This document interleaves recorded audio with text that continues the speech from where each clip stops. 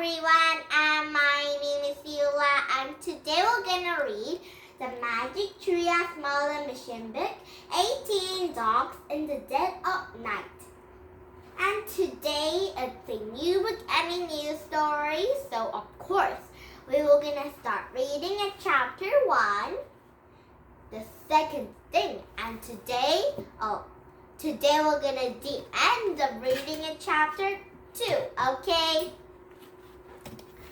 And now, are you ready for this one book with a lot of stories? And now here we go. And first we can read is the Magic Tree of Merlin mission book, 18 Dogs in the Dead of Night. Chapter 1, the second thing. Jack, Jack, whispered Danny. Jack opened his eyes. He'd been dreaming about running away from cobras. What's wrong? He said, sitting up in the bed. It was still dark outside. Nothing's wrong, whispered Annie. We have to go outside. We have to go to the tree house and come back before it's time to get ready for school. The tree house?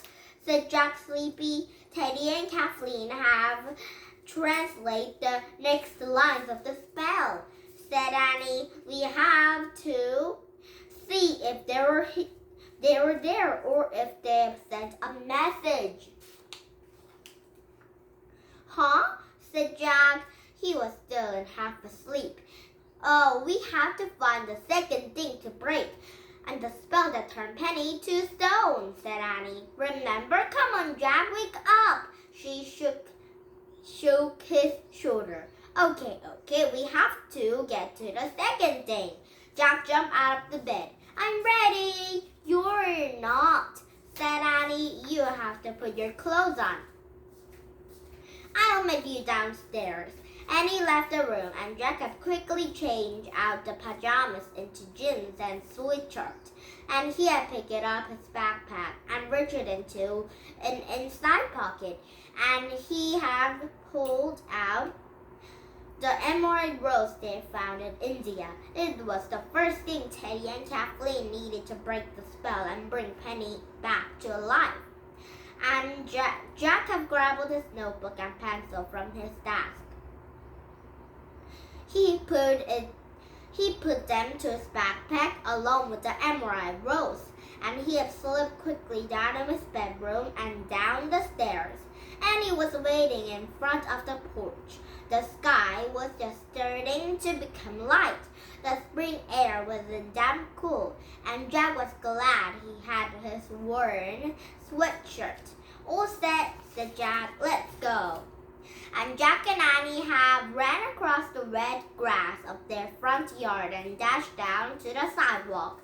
Their houses passed were all quiet, but all of nature was awake with the bird song and dogs barking into the distance.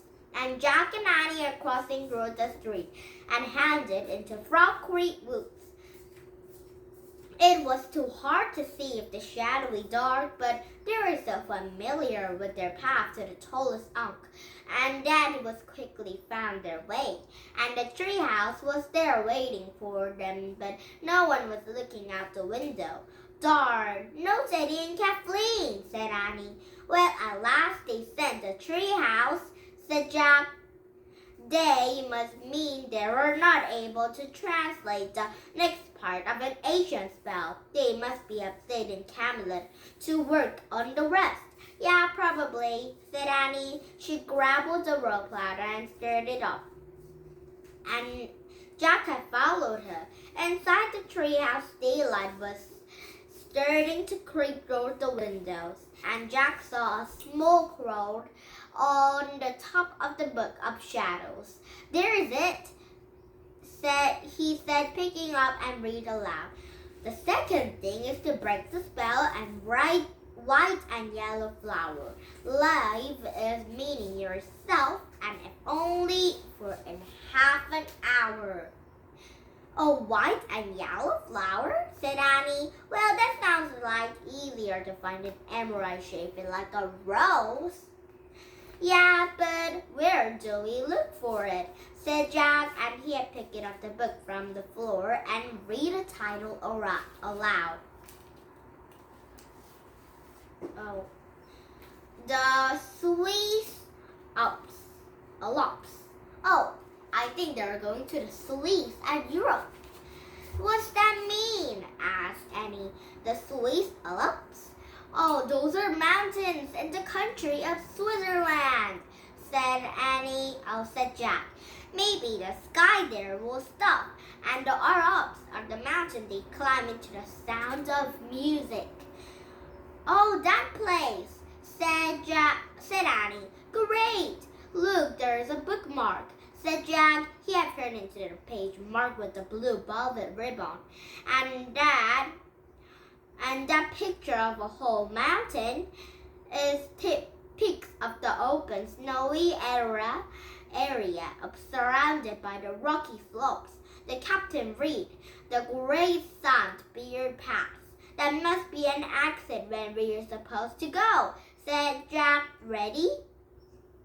Hold on, there's something else, said Annie, and she had picked up a small blue bottle from the floor into the shadowy corner, the bottle having a label on it, and she read aloud, one sweep of a wish that will turn you into anything you want for an hour.